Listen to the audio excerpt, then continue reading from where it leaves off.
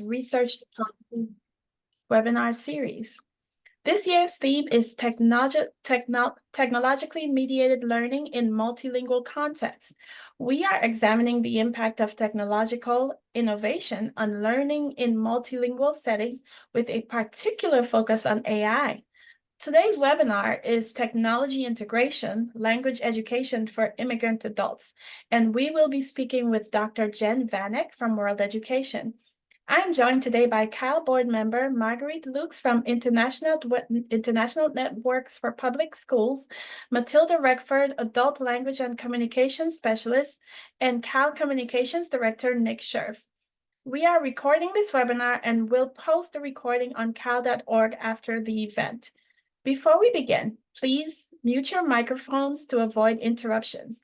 You can activate closed captioning by pressing the closed caption button at the bottom of your screen. The Center for Applied Linguistics is providing this event as a public service. The views, thoughts, and opinions expressed belong solely to the speakers and do not necessarily represent the views of the Center for Applied Linguistics. Our panel comprises esteemed experts who work at the intersection of research, policy, and practice in language education, language access, and equity. You can learn more about them on the webinarscal.org webpage. We encourage you today to ask questions via the Q&A box throughout the call. We will answer as many as possible at the end of the discussion. It is an excellent opportunity to tap into the wealth of knowledge we are fortunate to have here today. Also, click the chat button at the bottom of the screen to share your thoughts and comments anytime. Try it out now by letting us know where you're joining us from today. I will now pass the microphone to our facilitators. Thanks so much, Althea. Welcome, Jen. We're so excited to have you here with us today. Welcome also, Mathilda and Nick. Thank you for joining us to discuss this very important topic.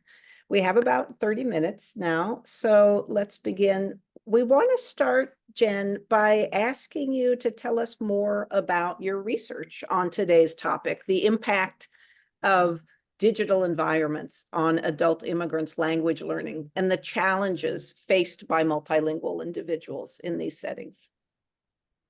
Well, first, I want to say thank you for inviting me to share my work and very much the work of the collective effort at World Education. I've been working at World Education since 2015, and what we do there is to understand how to leverage literacy practices in order to support the well-being of people around the world. In the US, that happens to be mostly focused on adult English language learning and literacy, with a very high dose of how do we leverage technologies to get in the way of all the speed bumps that have kept people from feeling fully engaged as they have arrived here in the US as a receiver country. For refugees or immigrants. So my research, even before that, has always been driven by the need to mitigate an equitable digital landscape for a lot of these adult learners, especially those who experience disruption in their formal education because of forced migration or intergenerational poverty. And it's these learners that have traditionally had less consistent access to technologies, digital technologies. And then because of that, over time, they just haven't established that confidence to deal with the technologies that get thrown in their way as they're using their new language or the language that they're learning in new settings. So I'm trying to understand how to best support them while they're engaged in some formal learning opportunities so that they can feel more confident with technology. They're using technology to support their language learning, but also then there's this underlying recognition that digital spaces are rapidly evolving a sociocultural context for language use. So to not use them when we're teaching language seems like a huge disservice to learners. What I'm going to be talking about is pretty much an oral lit review of my own prior research that's helped me realize, work toward this goal of creating equitable opportunities for tech-driven language learning, and then particularly with adult learners in the US. So first I'd like to talk, I also want to say that because this is a slide-free presentation, I created a Wakelet that has links to many of the studies I'm going to talk about, as well as some of the the technical assistance materials we've created for teachers. So I think somebody from Cal can chat the link to that Wakelet. And if anything else comes up, I'll add to it. So the first thing I want to talk about is work that we've done for the U.S. Department of Education, funded this Digital Resilience for the American Workforce Initiative, where we led a very long and thorough landscape scan, probing prior research, holding focus groups with education leaders, policymakers, teachers, and learners that suggested that successful engagement with technology for language and literacy development is often, it confirmed our understanding that it's often complicated by limited home literacies, their current second language proficiency learning development needs, interrupted formal education, and gaps in digital service in the past. So what is really essential is that when we have learners come into these classrooms who have language learning needs, who don't have confidence with digital technologies, we need to really first recognize what their digital skill levels are.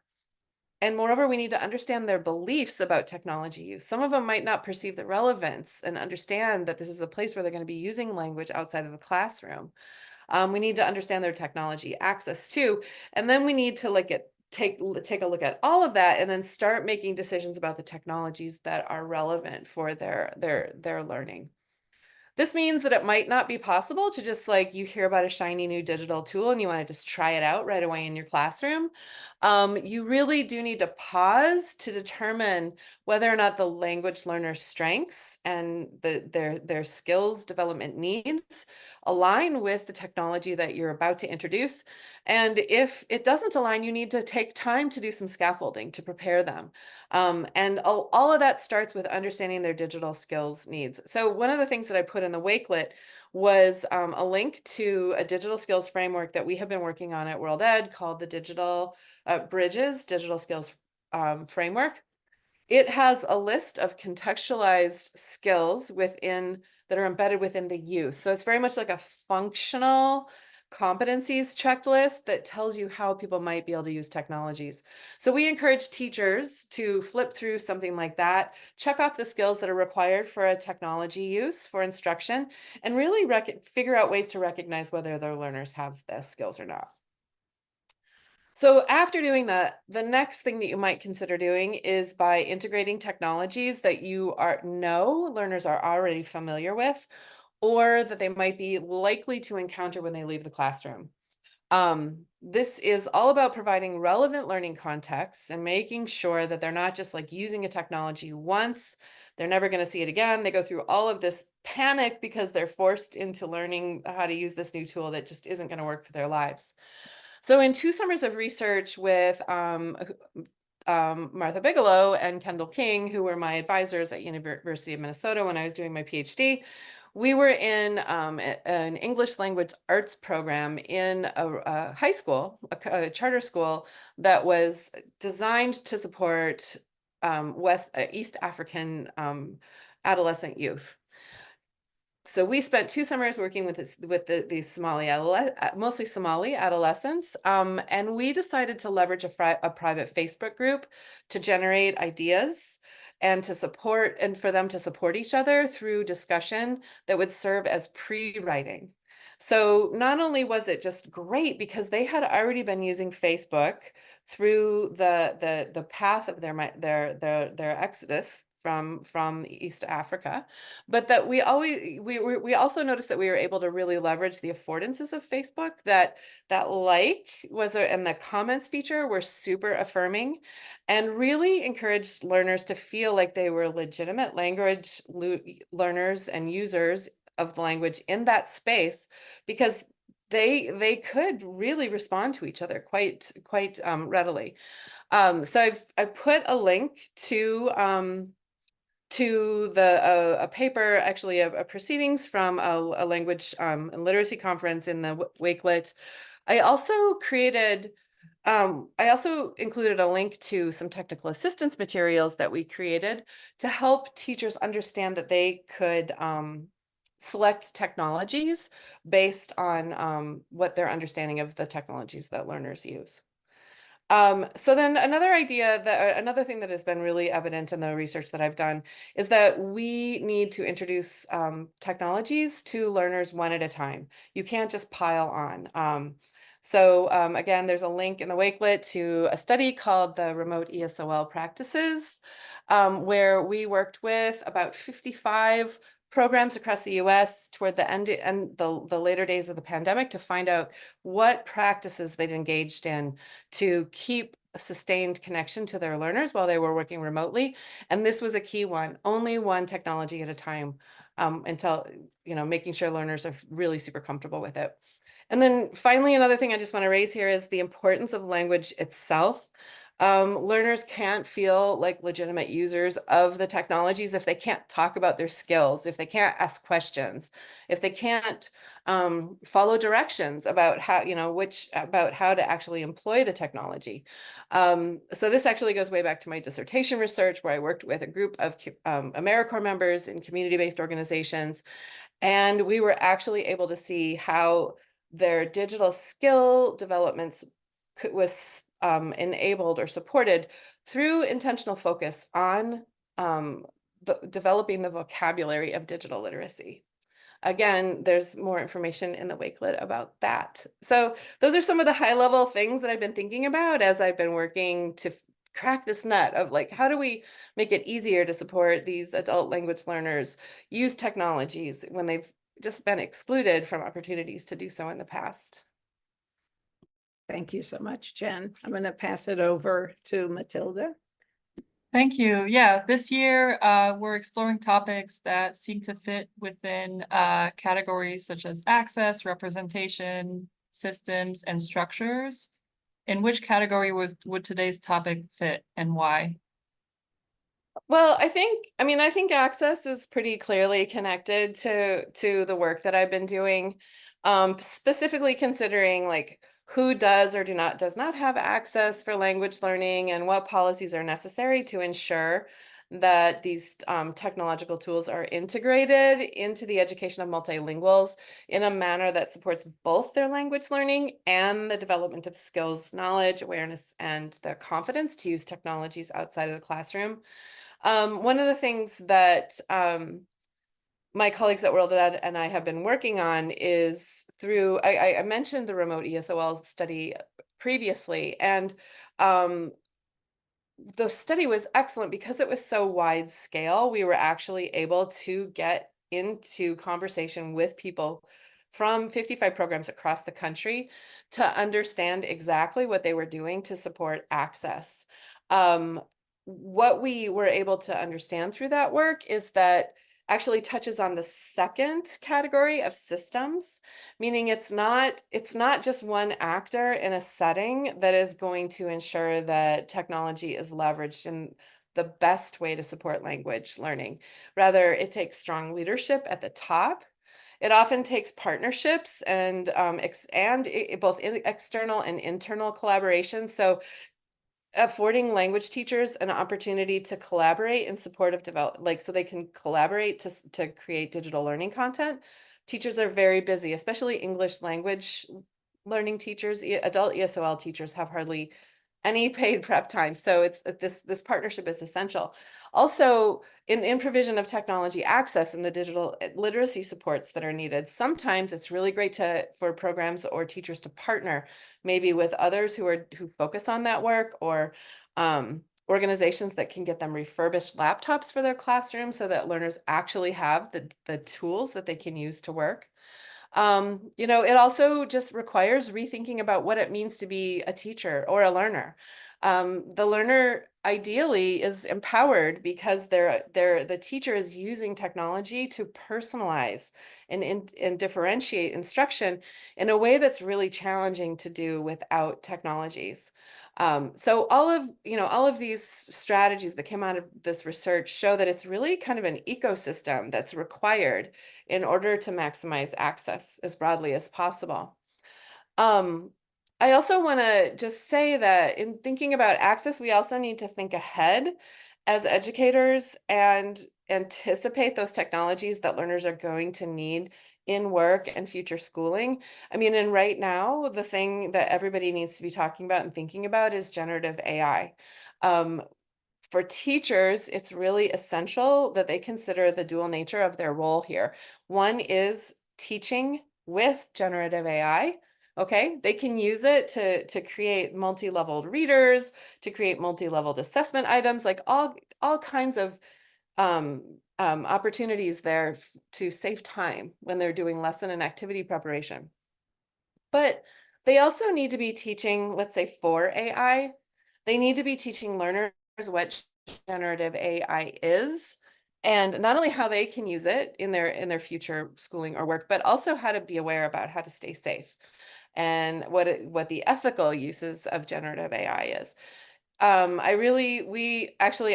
colleague at World Ed, Rachel Riggs, is our leader on this work.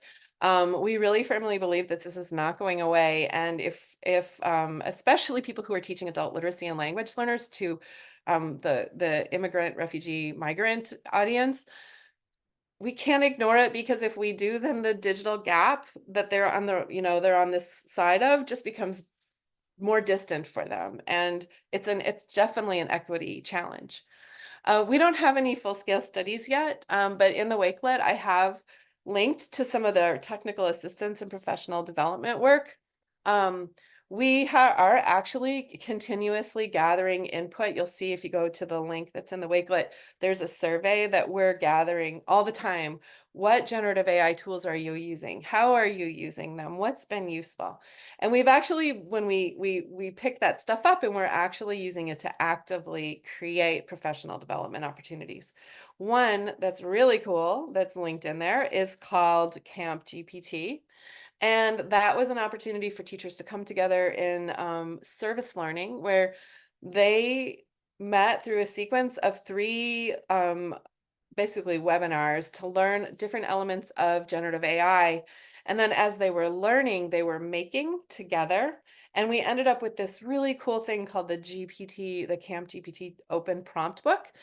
Any teacher could take that link, and it links to 2 large language model generative AI tools, and shows you exactly how to write a prompt, what results from the prompt, and there are actually some actual activities that any teacher could take for their learner. So we're laying a foundation right now for research on use of generative AI, but we're very much in an exploratory phase. We feel like we need to work with teachers as they're using it, learning what their questions are, so that we can ask the right research questions and actually produce a body of literature or research or a line of inquiry or whatever it is we'll be doing that aligns with what is truly practical and needed by the language teachers that we support. Thank you. Thank I you think so that's it for that one. Thank you so much for this. Your research that you're talking about is so grounded in practice and so learner-centered. It's very exciting to hear about. And this webinar series is focusing on research to policy. So we're interested in what changes or shifts would you be interested in seeing in policy and in practice? Right. So I think that policies, any policy needs to be that we would advocate for would be something that is needed to boost access that the learners have. So not only in their own class, like in their classroom, but more generally. There's a really wonderful movement right now on this at the federal level through the Digital Equity Act. And actually, I see that a couple of my colleagues who are leading that initiative are on this webinar. So it's great that Catalina and Shirley are here. We are helping provide technical assistance to leaders in publicly funded adult ed programs across the country, so that they understand how they might make use of the funding that has come from the Digital Equity Act. The thing that is so wonderful about this legislation is that it's not just about infrastructure. There's been, ample infrastructure funding that's come out of, the the NTIA in the past. And this one actually calls out the need for supporting digital, like the digital skills of people and boosting equitable access to use of the infrastructure that is put into place. The other wonderful thing about this is that the Act is it's written with a focus on marginalized communities. So it specifically is intended to target minoritized and previously excluded populations, including low-income houses, aging individuals, people with disabilities, people with, as the legislation says, language barriers, and rural communities. So it's designed to create opportunities for funding at the state level so that programs can be put into place to support the use of digital technologies. So I think more policies like this that think more beyond just like an infrastructure level are really important. But then we have, that's federal. At the state and program and classroom levels, we also need policy or guidance that encourages teachers to understand the importance of integrating technology. Not moving the digital literacy lab to the computer lab and assuming that it's another teacher's issue, but program level policies that really, and supported by professional development, that really make it possible for learners to have these contextualized opportunities to tie their language learning with their digital skills development. So that then they are better prepared to make use of the infrastructure that is out there to solve the very real problems that they need to daily, that require some sort of digital task. Thank you. What call to action would you offer our audience today? Well, I would say find out what's happening with the Digital Equity Act in your state. There's a link in the Wakelet. I put a link to our efforts around that, so you could get some guidance on where to look there. I also, seemingly unrelated, but I think also really important, as researchers, I really hope that you are advocates of the open knowledge movement. The pace of change in digital technologies is furious, and it's only going to continue to ramp up. So I'd encourage researchers to consider how you're engaged in knowledge translation in a manner that broadcasts access to your research findings, that makes knowledge most easily accessible to the widest range of readers. I know most adult ESOL instructors in the US and probably around the world don't have access to electronic resource management systems and databases that offer free access to literature like you might find in a university. So consider open access journals. And then also consider knowledge management, or sorry, knowledge translation, starting at the beginning of studies where you're really engaging with stakeholders, potential, communities where you might be drawing participants, find out what's important to them and find out how they talk about it so that as you're writing about things, and hopefully, like I've been maintaining a blog. The last 2 large scale studies I've done, I have a blog and I'm writing about every process, and I'm getting it's kind of like ongoing member checking in a very public way.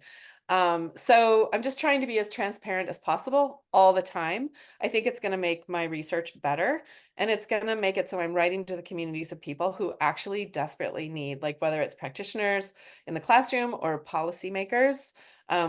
I'm just trying to talk to everybody. A book that's really helped me do that is called Going Public, A Guide for Social Scientists. It's Stein and Daniels. You can find it online and I can put it in the Wakelet, but it gives really good guidance on how to write for the general public, and like not only just like, text guidance, but also the process that you can employ to do this. And then I guess finally, I would say connect with other researchers who are investigating the role of ed tech or digital literacy in language learning. Not all education sectors are well represented in the sector, especially the adult ESOL technology sector. Let me tell you, there's not a lot there.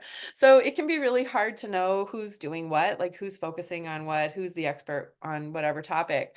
But finding networks where there are researchers already collaborating on these questions is a really useful thing to do. And I just will offer one example, the Create Adult Skills Network. This is an IES funded, a US Department of Ed IES funded network of research teams that are all working toward deepening understanding of how ed tech could be used in adult literacy and language and other adult ed topics. And what's really cool about it is that in the US, people involved in publicly funded adult ed programs are like over half of them are in ESOL classes, but then those who were in ESOL classes are actually probably matriculated higher and are in the system but not counted as ESOL learners. So the network is going to produce literature that is going to be so beneficial to the field. There's some really interesting studies in there. Again, it's in the Wakelet, so I hope you'll check out some of the studies that are described there. Thank you so much, Jen. This is just so many fabulous resources. We have a couple, it's time for questions, so folks should post in the chat. One of the questions that came up, you started talking about a little bit with regard to policy changes at the program level. Someone is wondering how willing are educators to embrace the idea of teaching with and about AI? What have you found in your? Well, I think people are terrified over here and people are ecstatic about the potential over here, and every stop along the way is represented. Actually, tomorrow I'm going to DC and I'm going to be doing a talk at the adult ed state directors. There's an annual adult ed state directors meeting for all of the program at the state level leader, and we're going to be talking a little bit about this. So I'll hear more directly from their concerns at the state level, but what we've heard from teachers is they're eager to learn how to help their students. Right. Adult ESOL teachers in the US are very equity focused and understand that this is a potential pitfall that's going to be, a cause for concern. It's going to make learning and full engagement in economic civic life in the US even more complicated. Or if we can teach learners how to use tools like generative AI as a shortcut to completion of certain tasks, it could be really useful. So they're kind of all over the board, and we're still sorting it out, frankly. Thank you for that. There are a couple of other questions. I mean, there's a question here about the missed gap, and I think maybe this is the last question we have time for. Instead of, should we teach the learner how to write or teach them how to use AI to write, or just what you were just saying, the shortcuts? Should the emphasis be more? I know this is weighing into programmatic and instructional decisions, but I don't think that we don't teach learners how to write. I think that there's no way that that's a good thing. I do think though that what writing is, this writing skills, like the list of writing skills that we talk about, needs to grow. It to encompass some of the things that help you leverage generative AI tools, large language model stuff, to produce writing. So I don't think it's an either or. I think, yes, obviously we need to keep teaching writing, and we need to teach the critical thinking skills and, how to do this ethically, and, the 21st century skills that are basically implicit to using generative AI. Just thinking about those 21st century skills with an AI lens.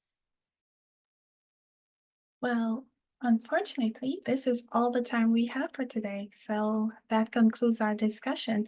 A big thank you to our panel for their insightful conversations, and to our audience for their great questions, comments, and your enthusiasm. Please share what we've learned here today with your colleagues and invite them to join our next webinar.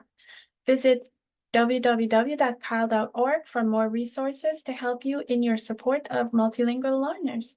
Thank you very much, and watch out for your email with the recording. Have a good day, everyone. Thank you.